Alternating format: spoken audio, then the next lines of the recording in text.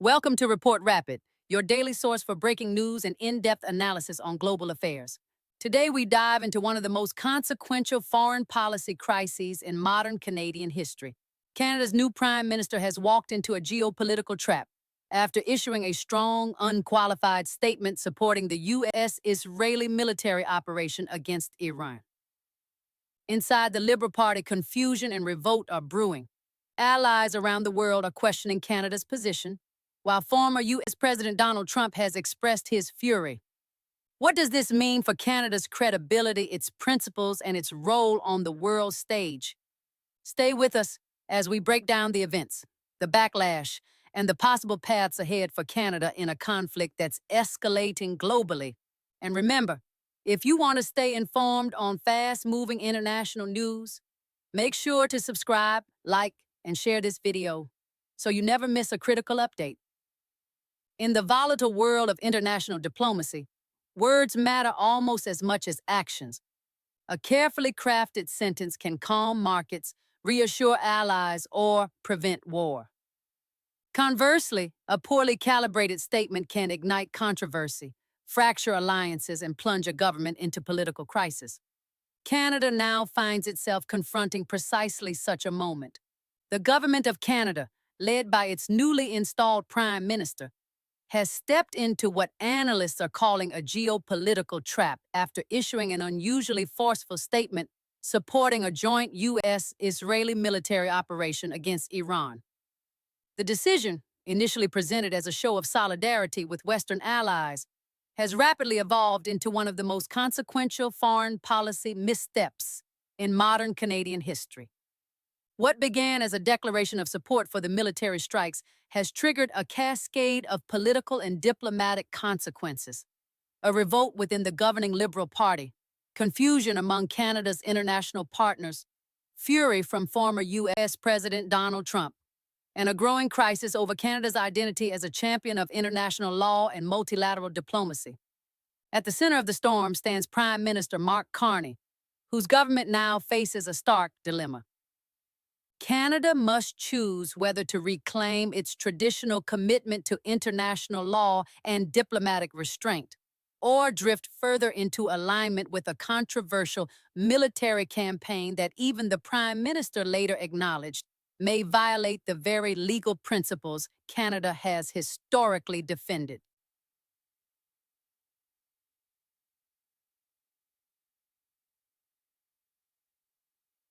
The crisis begins. Operation Epic Fury. The chain of events began when the United States and Israel launched a coordinated military campaign against Iran under the code name Operation Epic Fury. The operation targeted what American and Israeli officials described as critical components of Iran's nuclear program. Airstrikes and missile attacks struck multiple locations across Iranian territory, including suspected nuclear research facilities, military command centers, and logistical infrastructure. But the most explosive element of the operation was the targeted assassination of Iran's supreme leader, Ali Khamenei. Within hours, explosions rocked several major Iranian cities. Infrastructure was damaged, military installations destroyed, and civilian casualties reported. The strikes represented one of the most dramatic escalations in Middle Eastern geopolitics in decades. Around the world, governments scrambled to respond. European leaders issued cautious statements calling for restraint and urging de-escalation. Asian powers emphasized diplomacy. Even several close U.S. allies stopped short of explicitly endorsing the operation. But Canada took a dramatically different approach. Instead of expressing concern or calling for dialogue, Ottawa released a statement that appeared to fully support the strikes. The language was unequivocal. Canada, the statement said, stood with its allies and supported the action taken to prevent Iran from obtaining nuclear weapons. That single statement would ignite a political firestorm. Revolt inside Canada. The backlash within Canada was immediate and fierce. Veteran diplomat and former Foreign Affairs Minister Lloyd Axworthy published a blistering opinion piece condemning the government's position.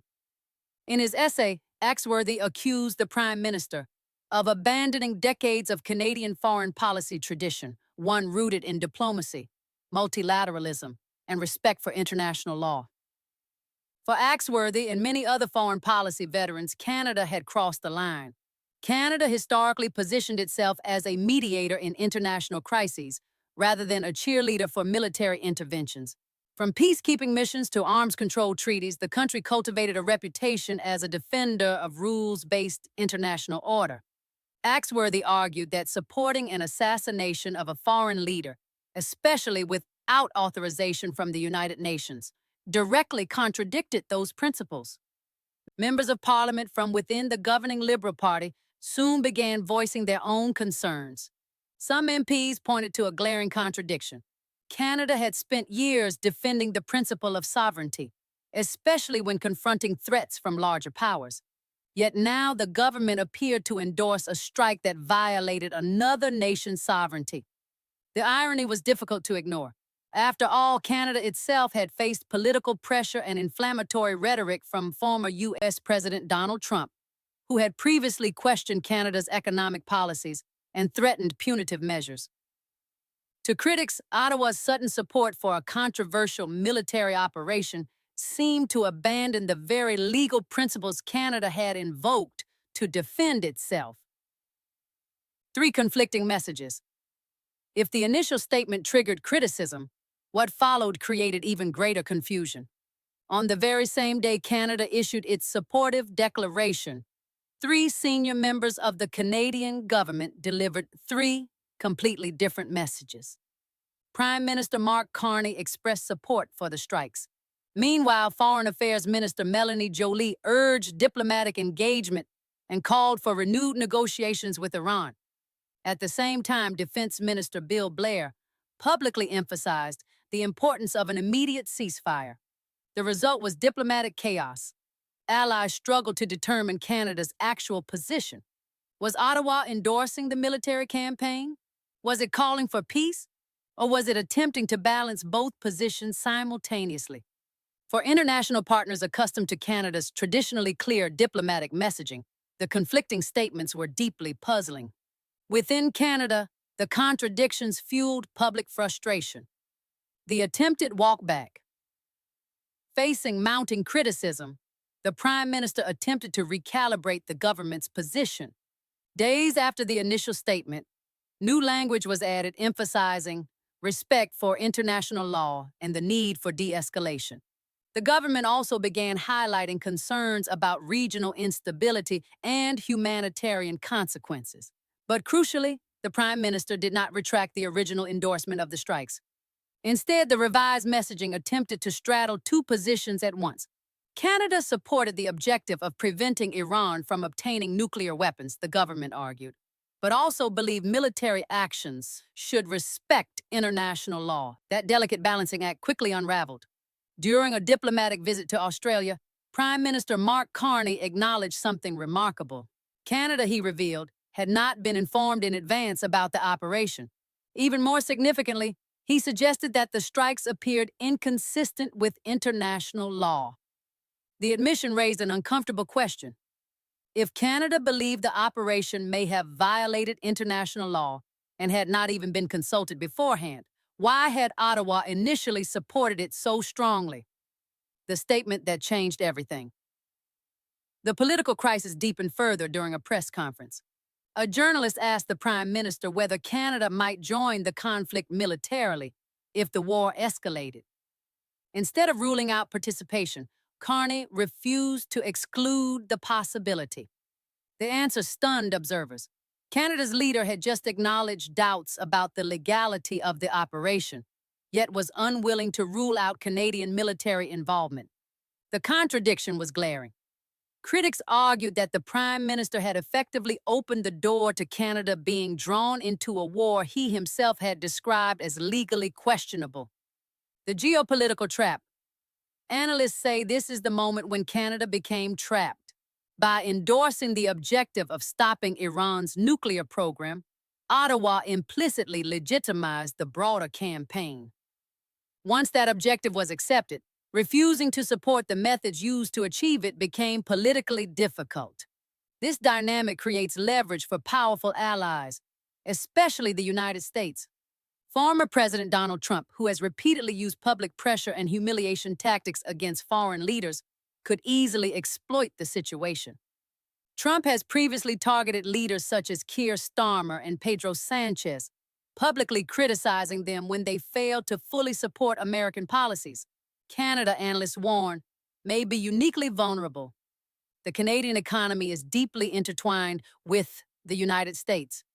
More than 70% of Canadian exports go south of the border.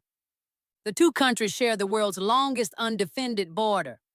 In practical terms, Canada cannot easily defy Washington without facing serious economic consequences. The war expands. Meanwhile, the conflict itself has begun to spread far beyond Iran.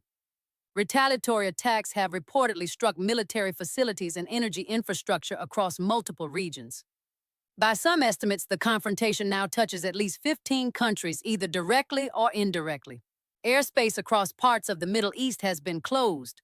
Airports have suspended operations. NATO air defense systems have intercepted missiles targeting Allied installations. Naval forces are repositioning across critical shipping lanes. For Canada, the consequences are not merely diplomatic. Thousands of Canadian citizens live or travel in the region. The government now faces the logistical challenge of evacuating nationals from rapidly destabilizing areas. What initially appeared to be a limited strike has evolved into a potentially global crisis. Canada pleases no one. The result of Canada's position is a rare diplomatic outcome. Almost everyone is dissatisfied. Domestic critics argue the government abandoned Canadian principles. Some American leaders believe Canada has not shown sufficient loyalty. European allies see inconsistency and confusion, and Canadian citizens see mixed messages that raise fears of being drawn into a war without clear justification. The government's attempt to balance competing pressures has satisfied almost no one. Canada's identity crisis. The deeper issue goes beyond one statement or one crisis. For decades, Canada cultivated a global reputation as a defender of international law. From peacekeeping missions to humanitarian diplomacy, Canadian governments emphasized legality, restraint, and multilateral cooperation. But that reputation now faces a fundamental test. If Canada cannot clearly condemn an unauthorized assassination of a foreign leader, even when conducted by a close ally, critics argue that the country's commitment to international law becomes purely rhetorical. In other words, principles that apply only when convenient are not principles at all. The road ahead. Prime Minister Mark Carney now confronts one of the most difficult decisions of his political career. He can attempt to restore Canada's traditional diplomatic position by explicitly prioritizing international law and advocating for de-escalation. Or he can continue aligning Canada more closely with its most powerful ally, accepting the strategic realities of economic dependence on the United States. Neither path is easy, but the longer the government delays clarifying its position, the deeper the geopolitical trap may become. In a world increasingly defined by great power rivalry and regional conflict, Canada's choices in the coming weeks may shape not only its foreign policy, but its national identity for years to come. Canada's deepening geopolitical dilemma. To fully understand the magnitude of Canada's predicament, it is necessary to look beyond the immediate controversy and examine the deeper structural forces shaping the crisis. What appears on the surface as a communications failure or political miscalculation is in fact the collision of three powerful realities: Canada's historical identity as a defender of international law, its economic and security dependence on the United States, and the rapidly changing nature of global power politics. Prime Minister Mark Carney now finds himself navigating a diplomatic environment where traditional Canadian balancing strategies are becoming increasingly difficult to maintain. For decades, Canada relied on a foreign policy formula that combined moral leadership with pragmatic alignment. Ottawa would remain broadly within the Western Alliance, while preserving a degree of independence through diplomacy, peacekeeping, and multilateral institutions. But the crisis triggered by the U.S. Israeli strikes against Iran has exposed the fragility of that formula. Canada is discovering that neutrality is becoming harder to sustain in an era of escalating geopolitical polarization. The structural problem: Canada's strategic dependence. One of the most significant constraints on Canadian foreign policy is structural dependence on the United States. The Canada-US relationship is not simply a partnership, it is an integrated system. The two countries share the world's longest land border, deeply integrated supply chains, energy infrastructure, defense coordination through North Atlantic Treaty Organization, and North American Aerospace Defense Command. The economic dimension alone creates enormous leverage. Nearly 3/4 of Canadian exports go to the United States. Major industries, from automotive manufacturing to energy pipelines, operate within cross-border production networks that cannot easily be separated. This means Canadian leaders must constantly weigh foreign policy principles against the risk of economic retaliation. When Canada openly disagrees with Washington, the consequences can be swift. During the presidency of Donald Trump, for example, Canada faced punitive tariffs on steel and aluminum despite being one of America's closest allies. Those measures demonstrated a harsh reality. The United States can use economic pressure even against friendly governments. In the context of a major geopolitical conflict, that pressure could be far greater. This structural vulnerability explains why Canadian governments often hesitate to directly challenge American military actions. But in the current crisis, that hesitation is colliding with Canada's long-standing commitment to international law. The legal dimension, the international law trap. At the heart of the controversy lies a fundamental legal question. Did the U.S.-Israeli operation violate international law? Under the framework of the United Nations, the use of military force against another sovereign state is generally prohibited unless one of two conditions is met. 1. Authorization by the United Nations Security Council, or 2. Self-defense against an imminent attack. The assassination of Iran's Supreme Leader Ali Khamenei raises particularly complex legal and ethical questions. Targeted killings of political leaders are widely considered illegal under international norms unless they occur within an active battlefield context. If the strike was not authorized by the United Nations and was not conducted in response to an imminent threat, critics argue that it could constitute an unlawful act of aggression. Canada has historically been one of the strongest defenders of these legal principles. Canadian diplomats played central roles in developing major international treaties governing war crimes, landmines, the International Criminal Court. If Canada now appears unwilling to apply those standards to its own allies, it risks undermining the credibility of the very system it helped build. This is the essence of the legal trap confronting the government. By initially endorsing the strikes, Ottawa appears to have legitimized an action that may contradict its own legal commitments. The diplomatic fallout, confusion among allies. Canada's conflicting messages have also created a diplomatic credibility problem. Allies rely on predictability in international relations. Governments need to know where partners stand during crises. But Canada's messaging, supporting the strikes while simultaneously questioning their legality, has created uncertainty. European governments in particular have struggled to interpret Ottawa's position. Several countries in the European Union have attempted to maintain a cautious stance, emphasizing de-escalation and diplomacy. Canada's mixed signals complicate coordination with these partners. If Ottawa is perceived as drifting closer to Washington's military strategy, it may weaken its influence within multilateral forums. This matters because Canada has traditionally exercised diplomatic influence not through military power but through coalition building. When credibility erodes, that influence diminishes. The domestic political battlefield.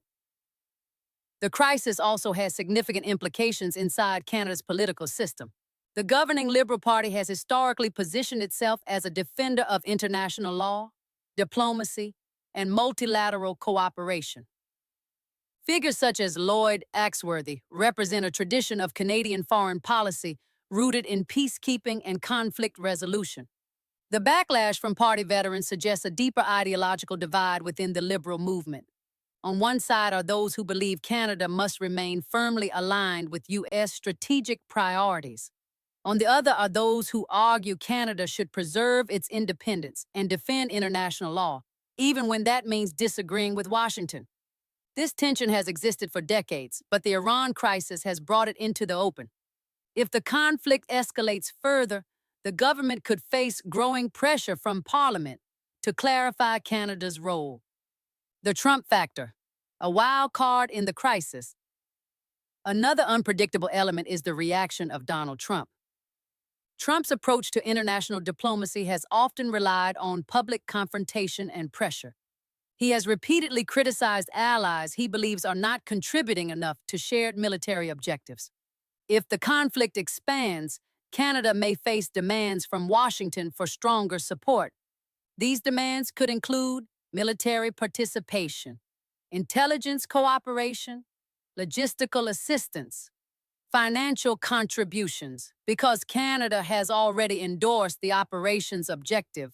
Refusing such requests could become politically difficult. This is precisely the leverage analysts believe the initial statement created. The global strategic context.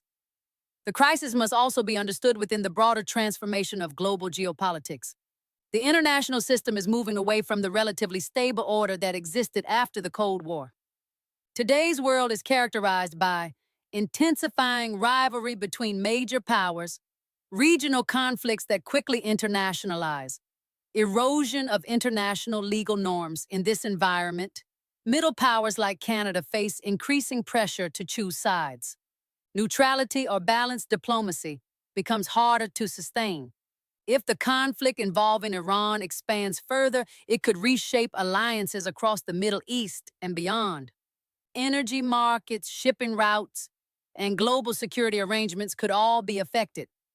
For Canada, a trading nation deeply integrated into the global economy, such instability carries serious risks. Canada's strategic crossroads. Ultimately, the crisis confronting Prime Minister Mark Carney is not merely about one statement or one conflict. It is about Canada's role in a changing world. The country must decide whether it wants to remain primarily a strategic partner of the United States or reassert a more independent diplomatic identity grounded in international law. Both choices carry consequences. Aligning closely with Washington may ensure economic and security stability, but could weaken Canada's moral authority. Reasserting legal principles may strengthen Canada's global reputation, but risk tension with its most powerful ally.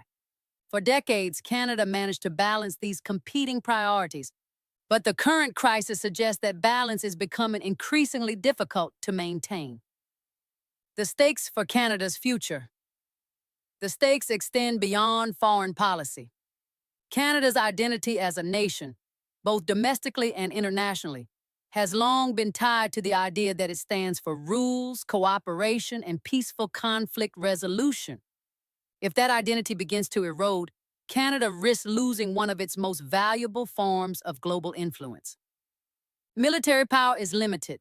Economic power is significant but not dominant. Diplomatic credibility, however, has been Canada's unique asset. Whether that credibility survives the current geopolitical storm may depend on how the government navigates the weeks and months ahead. The world is watching, not just to see what Canada says next, but to determine what Canada truly stands for.